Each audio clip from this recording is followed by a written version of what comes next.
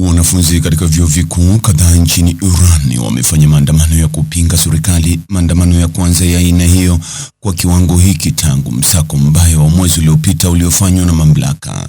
BBC limethibitisha picha za waandamanaji wakiandamana kwenye chuo kikuu cha Sharifu katika mji mkuu Tehran siku ya Jumamosi.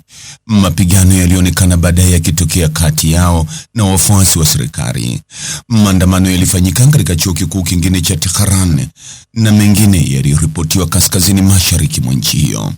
Wanafunzi walikuwa wakiwaenzi maelfu ya wale waliouawa katika maandamano makubwa mwezi Januari. Marekani imekuwa ikijenga uwepo wake wa kijeshi karibu na Iran na Rais Donald Trump amesema anafikiria kufanya shambulizi dogo la kijeshi. Marekani na washirika wake wa Ulaya wanashuku kwamba Iran inaelekea kuendeleza silaha za nyuklia, jambo ambalo Iran imekuwa ikilikanusha kila mara.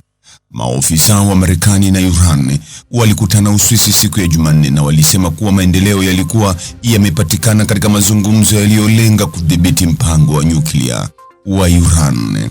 Lakini licha ya maendeleo yaliyoripotiwa, Rais Donald Trump alisema baadaye kwamba dunia itajua katika siku 10 zijazo, huenda kama makubaliano yatafikiwa na Iran au Marekani itachukua hatua za kijeshi. Mtazamaji, ni yapi maoni yako kuhusiana na taarifa hii? Andika maoni yako katika sehemu ya ujumbe hapo chini.